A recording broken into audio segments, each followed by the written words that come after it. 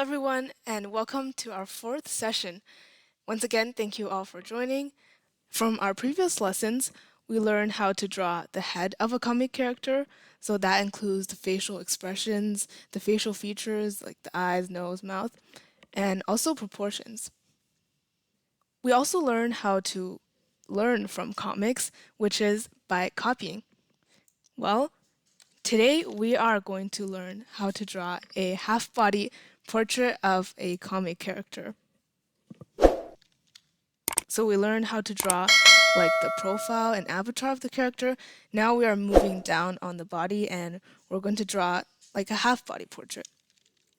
So what is a half-body portrait? Well, a half-body portrait includes the head, the top half of the body, the arms, and the hands. You can see how it looks like in these example images on the slides. So these are all character drawings from Cassandra Callan, which is a Canadian artist, and she draws a lot of half-body portraits, so these are good examples. And you can see all of these include definitely a head, and the top half of the body, the arms in different like positions and poses, the hands, and a bit of the legs, but not all of the legs and not the feet. So that's a half-body portrait. Learning how to draw characters in a half-body portrait style is very important because it appears very often in comics. On the slides, these example comics, all of these example comics have panels with half-body portraits. So this is a comic by Cassandra Callan in black and white. These are in color. These have like human characters, and this one has bear characters, but they all include half-body portraits. So for example, like all of these panels are half-body portraits. In the one with Cassandra Callan, this one is also all half-body portraits. This one, there's a full-body portrait here, but the other ones are all half-body portraits, and also this one. So half-body portraits, they can express a lot. Like you can express a lot with just the top half of your body. And the most important parts to pay attention to when you are drawing half-body portraits are the head and the hands. The head shows the facial expression of the comic characters, which we already learned. And the hands show gestures, which is like a second facial expression to the comic character. And you will see what I mean soon. Do you ever use your hands to talk or communicate a feeling? So raise your hands if you ever like use your hands while talking. So for example, maybe while you're in a conversation, you cross your arms, or you stroke your chin while thinking, or you're like this when surprised, or you point to someone else. So I'm sure all of us used our hands to talk at some point. And this is something called body language.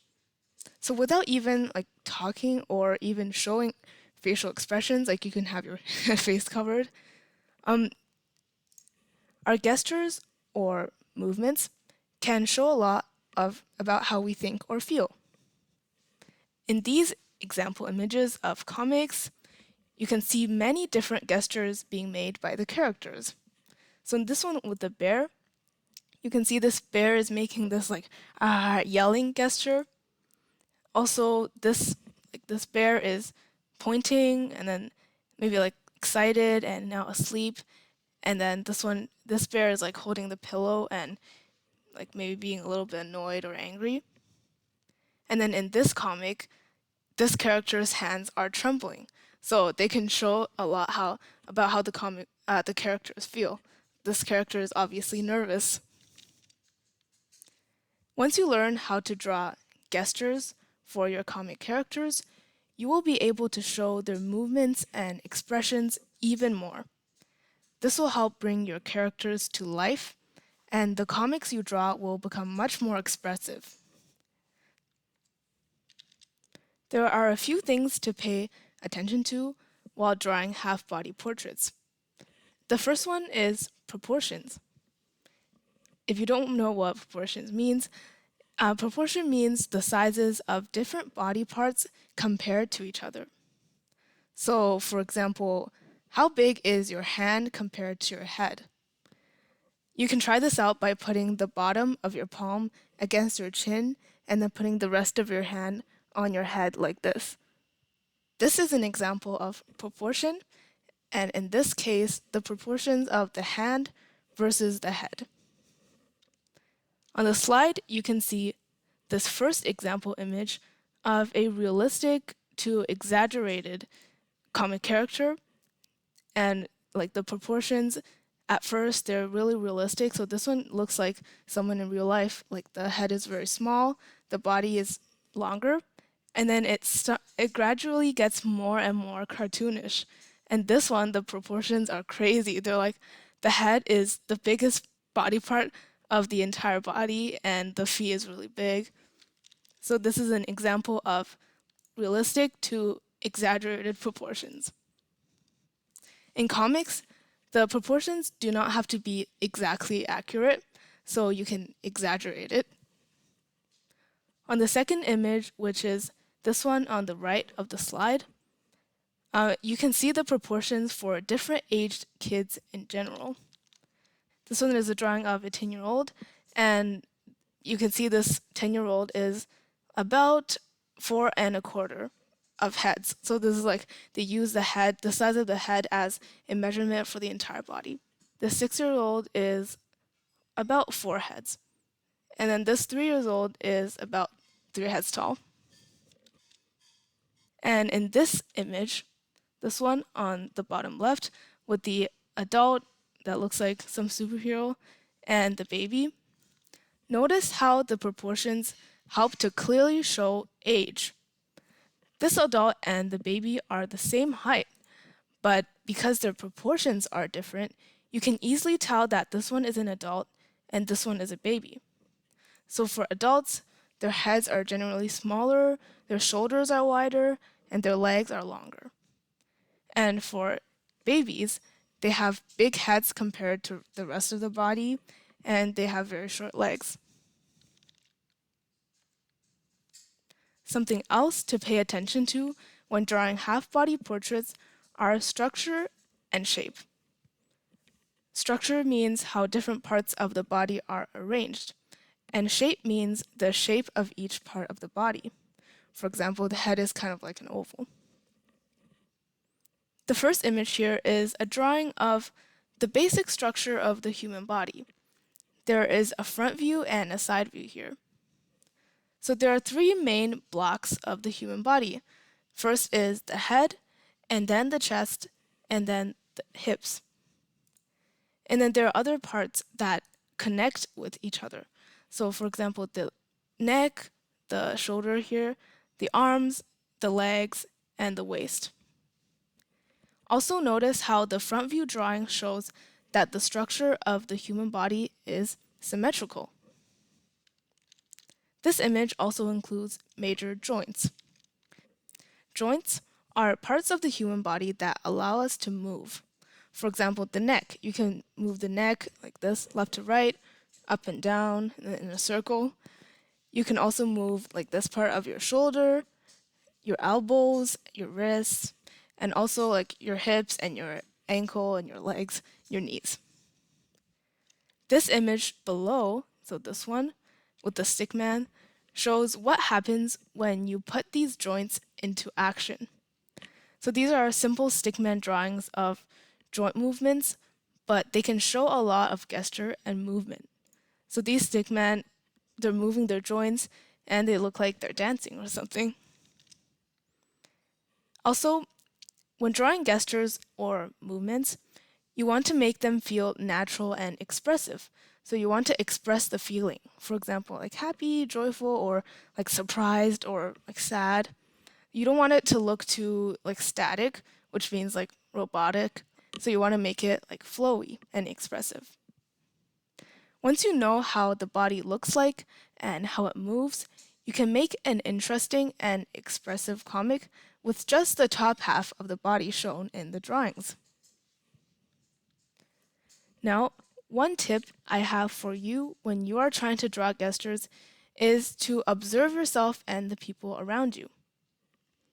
Gestures are everywhere.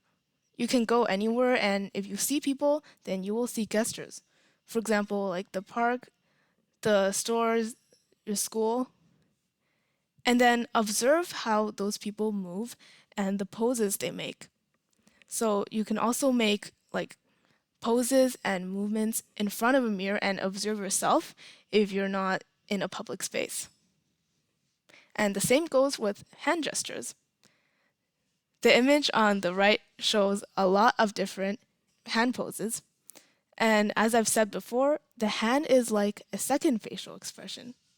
And you can also observe them by looking at your own hands or looking at the hands of other people. On the slide, these show a lot of different hand gestures, like pointing or with your fists, or clapping or shaking hands with someone, or thumbs up.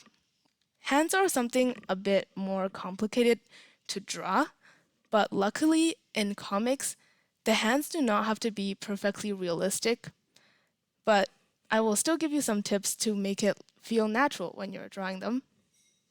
So for the finger, for the finger lengths, the palm and the top half, like these top four fingers, they're about the same length. So it's like cut in half over here. And then you also have the thumb. The thumb cannot be like too low or too high or it'll look unnatural. And also you have different lengths for your fingers. So your middle finger is usually the tallest one, and then the pinky is the shortest one. And then these two fingers, they could be the same length or a bit, like one finger a bit taller, but generally they're the same length. You can also see that on the first image on the slide. And also the front side of your hand and the back side of the hand can look different, and you can show that in drawing. So for example, the inside of your hand, there are these like lines, these creases, and then these lines in between your fingers. And then on the back side, you have your knuckles. So maybe you can draw like four little bumps when you are drawing them in comics to show that it's the back side. Another thing to note is the arms. And on the slide, there's this image with four different arm poses or movements. And the arm is like two parts. The top part and the bottom part, they're usually the same length. And also notice the joints, which are at the shoulder, this part of the arm, like the elbow, and the wrist. So you can move them, and in comics, you can draw them with different movements. And finally, we will now get to today's workshop, which is to draw a half-body portrait of you. Here are the steps to guide you. This is a half-body portrait of me as an example. So first, I did a light sketch. I used this light sketch to position the major parts of my body, which are my head, my hands, and my arms, and this top part of my body. And then, secondly, I added more details to my sketch. So in this stage, I made sure my proportions look natural, and I changed some parts of the sketch. And then next, I traced my sketch and I added more details. So for example, the details on my sweater, and then I drew some stars and planets above me. You can tell this is a pose of me drawing at my desk and resting my chin on my hand. And finally, I added some color. And I wanted to capture the feeling of being inspired while thinking about what to draw. So like I'm sitting at my desk and I'm thinking about what to draw, and then suddenly I'm inspired. So which is why I colored a bit of the background yellow to show that I'm suddenly being inspired. And I also added some blue and purple planets here to show like imagination and creativity. So there's my example. I have one last very important tip. If you're feeling stuck and if you don't know how to draw a pose, you can use photo references to help you. And this means like taking a photo of yourself or someone else and then using that photo to help you draw. So of course, do not fully copy the photo, but use it to help you with something. Like something, for example, proportions. If you don't know how the proportions look like, you can look at the proportions of the person on the photo and use that to guide you. And also maybe like the gestures or shapes of different body parts. Like if you don't know how a specific hand pose looks like, then you can like take out a photo and use that as a reference. And of course, because this is comic drawing, you can exaggerate some parts. So maybe like on this photo as an example, this is like the photo of the person, the artist, or maybe someone else. So, and then this artist exaggerated it by making the head bigger than like the head in the photo. Also, big eyes, like that's like the artist's style. And also like exaggerating it by like making the hair a bit shorter but more like puffier. And then this one on the left, this is another reference photo versus drawing. And then the artist like used the reference photo to guide them on like the proportions and the gestures or like mirror selfie. And but then they also exaggerated it by, changing it and like making it fit their style. So that is how photo references work. And if you're ever feeling stuck, you can like take a photo of yourself or look at yourself in the mirror or maybe like search online for some photo references because there are a lot of references online. Now let's get started drawing.